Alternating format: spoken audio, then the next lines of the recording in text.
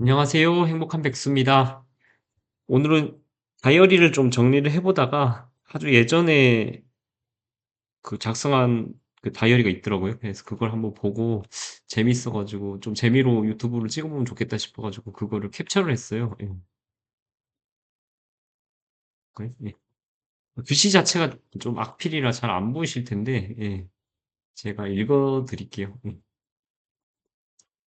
이게 아마 2013년 퇴사하기 전에 33 살? 예.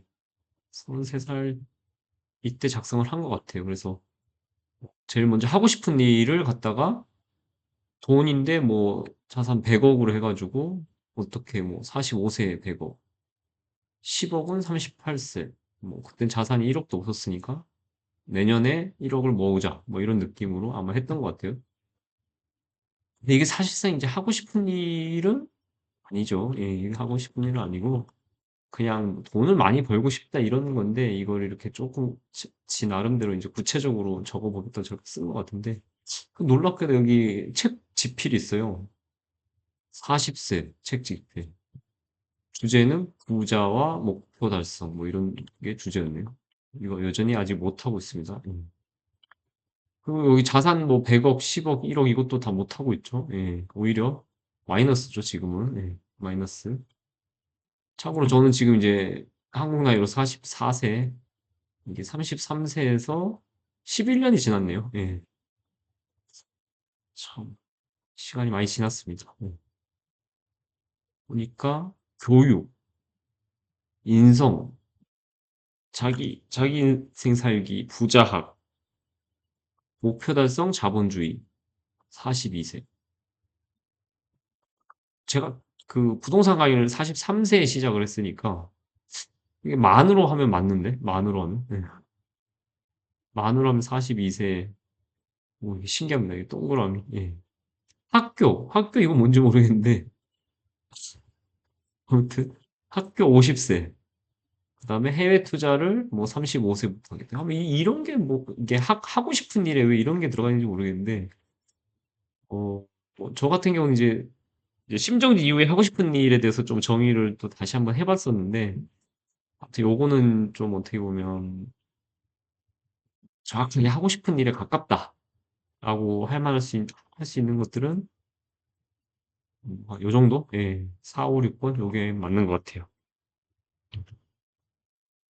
그래서 인제 뭐 마스터 플랜 작성을 위한 현황 점검이라고 돼 있는데 이게 아마 인제 '퇴사하고 나서 앞으로 어떻게 살아야 될 것인가.' 이런 거를 적을 정리를 해 보려고 하다가 이렇게 된 것 같아요. 그래서 현재 재정 상황을 그때 당시에 이제 또 점검을 해 보면 자산이 뭐 제가 그때 금화, 은화 이런 거를 거래를 하고 있어 가지고 실물이 3천만 원이네요. 예.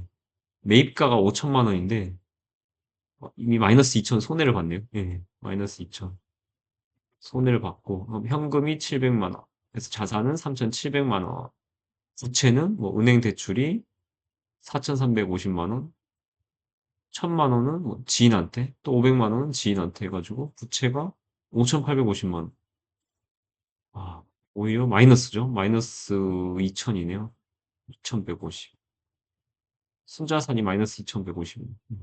지금보단 낫네요. 지금보단 낫네. 자 그래서 그때 당시에 또 한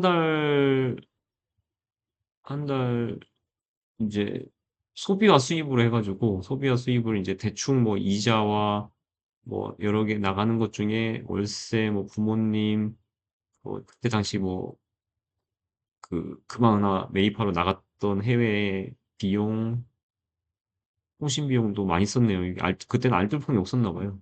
그 중국어 그때 수업을 들어 가지고 중국어 수업 그다음에 개인 사업자 세무사 기장료, 생활비 해 가지고 318만 원을 대충 월에 쓰고 있었네요. 예. 그 보면 여기에 급여, 수입이네요. 이쪽이 수입이네. 예. 수입이네. 급여 회사 다니고 있을 땐가 봐요. 은화, 상품권 해 가지고 410만 원을 벌고 있었네요. 급여가 많지 않았네요. 그러니까 아마 퇴사를 했겠죠. 예. 그래서 이거를 인제 자영업으로 가면서 어떻게 해야 된다? 은화로 200만 원 벌고. 이게 지금 50만 원밖에 안 되는데 이걸 늘린다 이거네. 예. 은화를 팔아가지고 상품권을 200만 원 번다. 지금 상품권을 100만 원 벌고 있었는데 이거를 200만 원 번다. 그리고 추가로 200만 원 더 만들어낸다. 그래서 600만 원을 만들어낸다. 이게 1차적인 어떤 퇴사 후의 흐름이 될 것 같으니까 이제 퇴사가 가능해 보인 거죠. 그래서 퇴사를 하게 된 거죠. 다음 장 한번 보면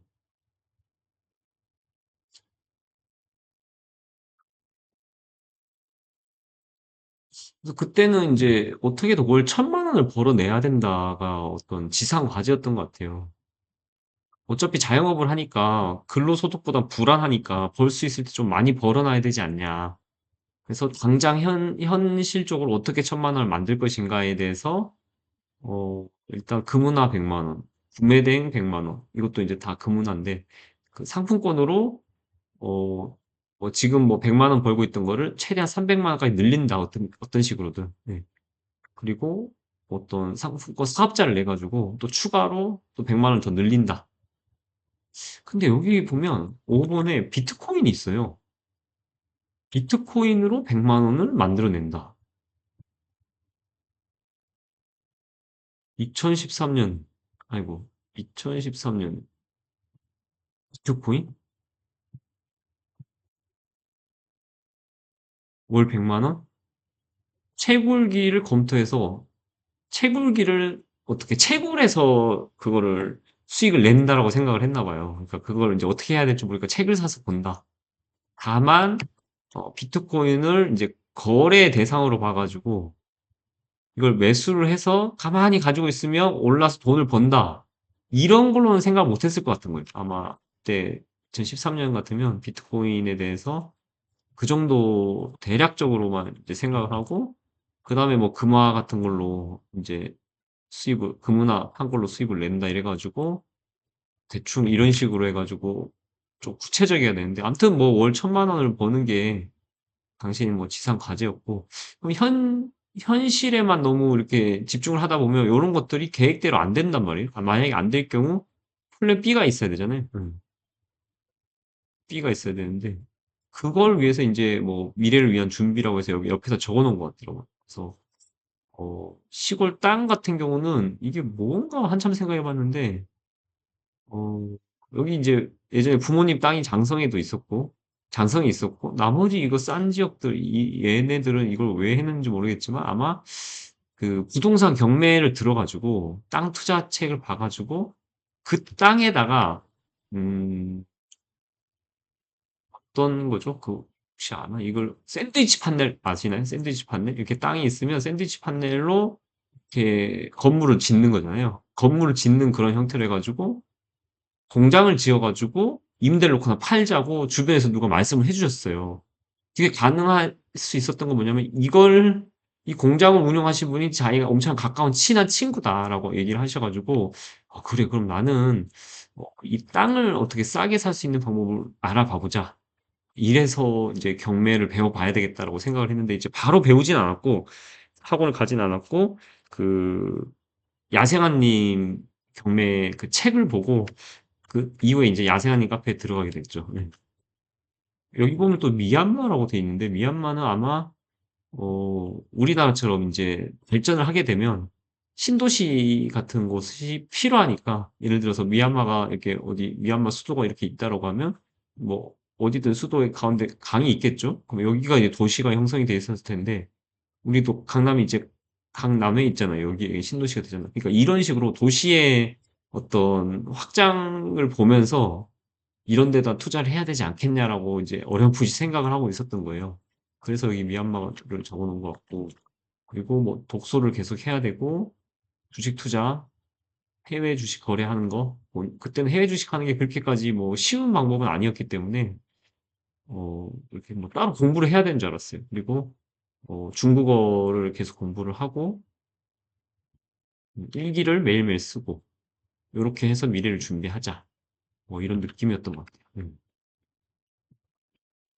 그래서 지금 돌이켜보면 이 부동산 경매 강자, 땅 투자책 요거 때문에 제가 인제 이렇게 부동산 쪽으로 오게 된 거죠. 원래 출발은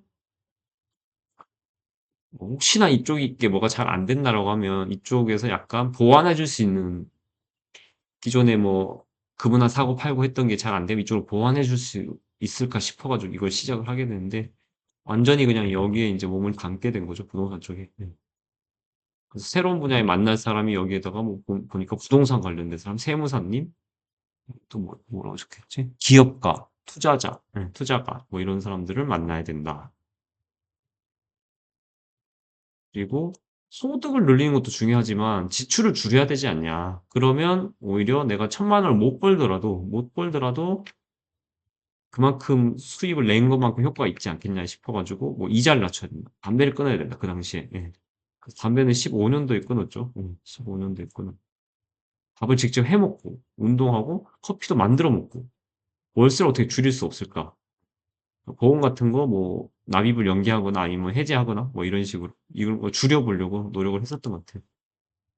매년 쓰던 인제 다이어리가 있는데 이런 식으로 매년 계획을 세우고 뭐 이렇게 또 그다음 연도에 이제 돌아보고 이런 작업을 하는데요. 보다가 좀 재밌어 가지고 오늘 요런 주제로 한번 나눠 봤고요. 어 이번 주에는 엊그저께 제가 사기 종강 수업을 했는데 그때 인제 소개해 드렸던 경매 물건들이 꽤 있었어요. 그리고 그게 1월 6일 날 오늘 다 인제 결과가 나왔거든요. 그걸 한번 보면서 우리가 경쟁을 피하려면 어떻게 해야 되는지, 경쟁을 피하려면 어떻게 해야 되는지 그거를 한번 같이 보도록 하겠습니다, 다음 영상에서는. 오늘은 그냥 이 영상 재미로 봐 주고요. 다음 뭐 수요일이나 한 번 더 다시 찍어서 올리도록 하겠습니다. 감사합니다. 내일부터 춥다는데 감기 조심하시고요. 자, 그래서 인제 그 서두에 45 세에 뭐 순자산 100억 이 되는 게 목표였는데 그게 됐냐는 거죠. 보시면 이게 제가 매월 그 부동산 순자산 관리표인데 위에가 순자산이고 아래가 이제 부채와 자산인데, 이게 어디까지 작성이 됐냐면 2022년 그 자이언트 스텝, 울트라 스텝 나올 때 그때까지만 하고 그 뒤부터는 짜증이 나서 인제 안 하게 된 거죠. 왜냐하면 인제 자산 자체가 다 녹아내리기 시작하니까. 그래서 실제로는 중간에 이렇게 뭐 처음에 시작할 때는 보이실지 모르겠지만 순자산이 플러스 뭐 한3 4천만 원 이걸 기록할 때. 근데 2013 년에는 마이너스였죠. 2013 년에는 마이너스였는데 2014 년에 어느 시점에 인제 플러스가 돼 가지고 굉장히 뿌듯했던 시기가 있는데, 그 이후로 자산이 이렇게 부채를 빼니까 쭉 올라가다가 이렇게 올라가다가 금리 인상 시기에 쭉 떨어져서 실제로 한 2023 년에 요렇게 되다가 24 년에 요렇게 돼 가지고 어디까지 떨어져야 되지? 아무튼 제가 볼 때 저 지하 어디까지 계속 떨어져야 되는 이런 느낌이거든요. 보이시나? 여기가 0 이니까 마이너스죠. 영상을 인제 접었다가 이게 생각나 가지고 추가했습니다. 지금 비록 마이너스지만 이런 식으로 마이너스지만 또다시 이렇게 서서히 올라가는 그림을 앞으로 제가 보여 드리겠습니다. 파이팅 해 보시죠. 파이팅!